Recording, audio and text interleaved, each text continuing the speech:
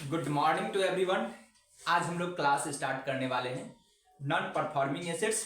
और मैंने last classes में कंडक्ट करवा चुका हूँ, डिस्कस कर चुका हूँ meaning of non performing assets.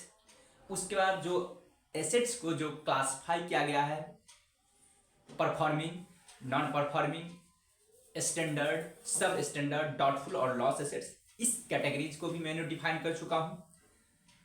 साथ ही साथ मैंने जो नॉन परफॉर्मिंग एसेट्स में कितना अमाउंट से प्रोविजन की जाती है या जो भी प्रोविजन रिक्वायरमेंट है उस पर भी मैंने ऑलरेडी क्लास कंडक्ट करवा चुका हूँ। आज का जो टॉपिक होगा इसमें हम लोग सिर्फ और सिर्फ ग्रॉस एनपीए और नेट एनपीए पे डिस्कस करने वाले हैं। और जो लास्ट मैंने जो क्लासेस लिया हूँ, इस वीडियो के डिस्क्रिप्शन बॉक्स में आपको लास्ट क्लासेस का लिंक मिल जाएगा। तो जिनका भी क्लासेस छूट चुका है, जिन्होंने लास्ट वीडियो नहीं देख पाए हैं, वो देख सकेंगे अपने मेरे यूट्यूब के माध्यम से वॉच कर लेंगे लास्ट क्लासेस। तो मैं अब स्टार्ट करता हूँ ग्रॉस एनपीए क्या है और नेट एनपीए क्या है। मैं एक बार थोड़ा कैमरा को देख ले रहा हूँ क्योंकि बफरिंग कर रही थी। ठीक है, अब समझता ठीक हो गया। तो देखिए, नॉन परफॉर्मिंग एसेट जो है, नॉन परफॉर्मिंग शॉर्टकट में एनपीए बोला जाता है। एनपीए बोले तो नॉन परफॉर्मिंग एसेट्स, ठीक ना। इसको दो भागों में बांटा जाता है, ठीक है। एक होती है ग्रॉस एनपीए और दूसरा होगा नेट एनपीए। मतलब ये कि एक तो होगा gross non performing assets, another होगा नेट नॉन परफॉर्मिंग एसेट्स। अब हम लोग समझते हैं कि ग्रॉस एनपीए क्या है और नेट एनपीए क्या है। तो देखिए, ग्रॉस एनपीए जो नॉन परफॉर्मिंग एसेट्स होती है उसी का टोटल अमाउंट को हम लोग क्या बोलते हैं, ग्रॉस नॉन परफॉर्मिंग एसेट्स।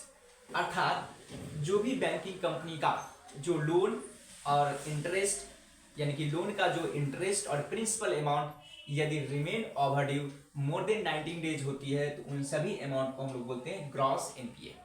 ठीक है, जो भी एनपीए होती है उन सभी को ग्रॉस एनपीए कहा जाता है। अगर उसी ग्रॉस एनपीए से अगर हम लोग जो प्रोविजन को लेस कर देते हैं तो उसको बोला जाता है net NPA.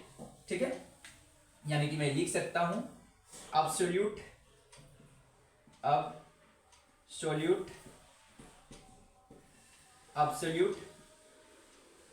Amount of NPA. ये एनपीए का एब्सोल्यूट अमाउंट है, ठीक है। ग्रॉस एनपीए क्या समझे, एब्सोल्यूट अमाउंट ऑफ एनपीए, यानी कि नॉन परफॉर्मिंग अमाउंट एसेट्स का टोटल अमाउंट को बोला जाता है ग्रॉस एनपीए। इसमें से प्रोविजन डिडक्ट नहीं होती है। उसके बाद एक होती है percentage of gross NPA. GNPA का मतलब समझेंगे ग्रॉस एनपीए, इसका परसेंटेज निकालना है तो ये होता है formula gross NPA amount total loan या एडवांस इनटू 100। क्या समझे, अगर परसेंटेज निकाला जाएगा तो percentage of gross non performing assets equal to होती है gross non performing assets upon total loan and advance into 100। जो भी बैंकिंग कंपनी ने लोन दे रखी है और एडवांस दे रखी है, इसी को बोला जाता है total portfolio loan. Total portfolio loan का मतलब जितना भी लोन और एडवांस ने बैंकिंग कंपनी अपने कस्टमर को दे रखा है, ब्रोकर को दे रखा है, उसको बोला जाता है total portfolio loan. I hope कि आप लोग समझ पाए होंगे, ठीक है। ये परसेंटेज में निकाली जाती है। अब देखिए, नेट एनपीए का मतलब होता है जब हम लोग net non performing assets is equal to होता है gross non performing assets minus provision. अगर हम लोग प्रोविजन जो बैंकिंग कंपनी बना के रखती है उसको लेस कर देते हैं तो नेट नॉन परफॉर्मिंग एसेट्स होती है। अगर परसेंटेज की बात होती है, percentage of net non performing assets is equal to होगा net non performing assets upon total loan या एडवांस इनटू 100। इसको 100 से मल्टीप्लाई कर देंगे तो ये आपको परसेंटेज निकल के आ जाएगा। अब हम लोग को समझना ये है कि बैंकिंग कंपनी ऐसा परसेंटेज क्यों निकालती है। एक तो निकालती है ग्रॉस एनपीए का परसेंटेज और दूसरा निकालती है नेट नॉन परफॉर्मिंग एसेट्स। तो हमेशा याद रखें इन दोनों परसेंटेज का बीच का जो डिफरेंस होती है वो बैंकिंग कंपनी के लिए लॉस कहलाती है। मतलब जो डिफरेंस होगी उतना बैंकिंग कंपनी का प्रॉफिट पे इंपैक्ट डालती है। जैसे एग्जांपल के तौर पे मैं लेता हूं, अगर मान के चलिए किसी कंपनी का सपोज दैट लोन है, सपोज दैट 1 लाख रुपीज, एकदम गहराइयों से समझे, दो ये हो गया, ये लोन हुआ। अगर ग्रॉस एनपीए का percentage, gross NPA is equal to suppose that 10% है, ठीक है, और नेट नॉन परफॉर्मिंग एसेट्स का परसेंटेज सपोज दैट 8% है, ठीक है। तो आप समझेंगे यहाँ पे ये तो परसेंटेज बढ़ेगा ही। सपोज दैट मान के चलिए ये हो जाएगा 12%। तो देखिए बैंकिंग कंपनी का प्रॉफिट पे कितना इंपैक्ट पड़ेगा। तो सबसे पहले देखिए यहाँ पे जीएनपी अगर निकाला जाएगा इसका, तो सबसे पहले जीएनपी का कैलकुलेशन होगा, ठीक है। GNP gross non performing assets is equal to हो जाएगा 1 lakh into 10/100 is equal to 10,000। इसका मतलब उसका ग्रॉस नॉन परफॉर्मिंग एसेट्स है। उसके बाद निकाला जाएगा net non performing assets is equal to कितना होगा। एक बार मैं ऑन कैमरा देख ले रहा हूँ क्योंकि कभी कभी ब्लर हो जाती है तो आप लोग को समझने में दिक्कत होगी। आई होप कि आप लोग को कोई दिक्कत नहीं होनी चाहिए। थोड़ा सा टेढ़ा है लेकिन उतना चलेगा, ठीक है। देखिए नेट नॉन परफॉर्मिंग एसेट्स निकाला जाएगा, फिर यहाँ पे होगा 1 lakh into 12/100 is equal to हो गया आपको 12,000। इसका मतलब प्रोविजन की वजह से 2,000 रुपीज एक्स्ट्रा आ गया। इसका मतलब इन दोनों का डिफरेंस होगा, जो लॉस होगा या इंपैक्ट लिख सकते हैं, impact on profit, impact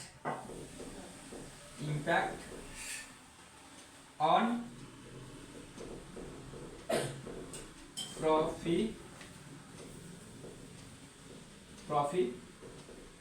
profitability is equal to होगा 12,000 और माइनस 10,000 इज इक्वल टू 2,000 क्या होगा, बैंकिंग कंपनी का प्रॉफिट पे इंपैक्ट डालेगा। इसलिए क्या करती है बैंकिंग कंपनी, ग्रॉस एनपीए निकालती है और नेट एनपीए निकालती है। इसका मतलब ये हुआ कि बैंकिंग कंपनी ने 2,000 प्रोविजन बना के रखा होगा, तो जो प्रोविजन को रिटेन ऑफ कर दिया जिसके वजह से उसका प्रॉफिट क्या होगा, डाइल्यूट हो जाएगी, मतलब प्रॉफिट डिक्रीज कर जाएगी, डिक्लाइन होगा, जिसकी वजह से क्या होगा, बैंकिंग कंपनी को नुकसान होगा। इसलिए ग्रॉस एनपीए और नेट एनपीए को कॉन्सेप्ट के बेसिस पे समझती है बैंकिंग कंपनी और अपने प्रॉफिट को, या यूं कहे तो बैलेंस शीट को रीस्ट्रक्चरिंग करती है और साथ ही साथ प्रॉफिट एंड लॉस पे भी उसका इंपैक्ट पड़ जाती है। यहाँ पर एसेट्स लायबिलिटीज को इंपैक्ट डालेगी और साथ ही साथ बैंकिंग कंपनी का प्रॉफिट पे भी इंपैक्ट पड़ेगा। रेट ऑन एसेट्स होगा, उस पे भी ग्रॉस नॉन परफॉर्मिंग एसेट्स और net non performing assets impact डालती है, ठीक ना। तो अब हम लोग अगले वीडियो में पढ़ेंगे कि कॉज क्या है, नॉन परफॉर्मिंग एसेट्स होने का कॉजेज क्या है। तो मैं शॉर्टकट में थोड़ा बता रहा हूं। एक होती है विलफुल डिफॉल्टर। विलफुल डिफॉल्टर की वजह से भी क्या होती है, विलफुल डिफॉल्टर जो होती है, विलफुल यानी कि मैं इसको बोल सकता हूं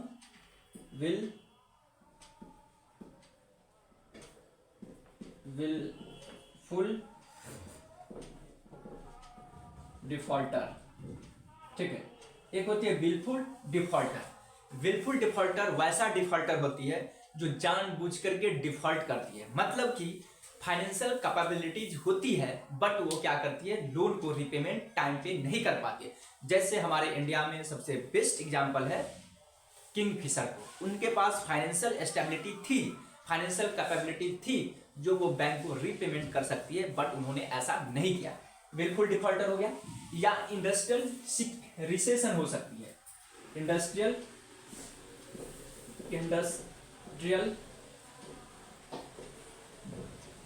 रिसेशन हो सकती है, ठीक है। नेचुरल कैलामिटी हो सकती है, कोई प्राकृतिक आपदा की वजह से हो सकती है, कोई ठीक ना, जिसके वजह से क्या हो सकती है, इंडस्ट्रियल रिसेशन का मतलब जहां पे कोई भी गुड्स और सर्विसेज का डिमांड घट जाएगी, जिसके वजह से उस कंपनी का प्रॉफिट डिक्लाइन होगी। जैसे प्रॉफिट डिक्लाइन होगी तो वो बैंकिंग कंपनी को टाइमली वो पेमेंट नहीं कर सकती, ठीक है। इसके वजह से एनपीए भी इंक्रीज करती है। उसके बाद mismanagement of banking company, banking company कभी कभी क्या करती है, मिसमैनेजमेंट कर देती है लोन को प्रोवाइड करने में, यानी कि मिसमैनेजमेंट, ठीक है, miss management of banking company, ठीक है। बैंकिंग कंपनी क्या करती है, मिस मैनेजमेंट कर देती है लोन को प्रोवाइड करने में। मतलब कौन सा कस्टमर्स है, कौन सा ब्रोकर है जिसको लोन प्रोवाइड करनी चाहिए और कौन है जिसको लोन प्रोवाइड नहीं करनी चाहिए, या लोन प्रोवाइड करनी चाहिए तो कितनी मात्रा में करनी चाहिए, इस चीज को वो डिटरमिन नहीं कर पाते। इसके वजह से भी एनपीए हमारे इंडिया में बढ़ जाती है। साथ ही साथ और ये भी कह सकती है गवर्नमेंट का प्रोजेक्ट की वजह से, गवर्नमेंट का जो प्रोजेक्ट होती है इसके वजह से भी क्या होती है, एनपीए हमारे इंडिया में बढ़ जाती है, क्योंकि बैंक पे प्रेशर होती है। अगर गवर्नमेंट ने कोई स्कीम लॉन्च कर दी तो उस स्कीम के लॉन्च होने की वजह से बैंकिंग कंपनी को लोन प्रोवाइड करनी पड़ती है, ये भी एक कॉजेज हो सकती है। और साथ ही साथ, ठीक है, misutilisation of fund, misutilisation of fund का मतलब ये होती है कोई ब्रोकर ने बैंकिंग कंपनी से लोन लिया है, ठीक है, और लोन लेने के बाद किसी दूसरे फील्ड में वो इन्वेस्टमेंट कर देती है, जिसकी वजह से भी उस कंपनी को नुकसान होती है और नुकसान होने की वजह से वो लोन को डिफॉल्ट कर देती है। ये सब कॉजेज है जिसके वजह से हमारे कंट्रीज में, हमारे इंडिया में एनपीए इंक्रीज करता है। हालांकि कुछ फ्यू ईयर की बात करें तो पास्ट ईयर से तो अब कुछ एनपीए में रिड्यूसिंग हो रही है, क्योंकि बहुत सारे इसके लिए अथॉरिटीज बनी हुई है, स्टेचुटरी बॉडी बनाई गई है जिससे कि मैनेजमेंट किया जा सका, मैनेजमेंट। तो मैं इस पे अगले क्लास, अगले लेक्चर में मैं डिस्कस करूंगा, जिससे कि आप लोग अच्छे से क्लैरिफाई हो सकते हैं।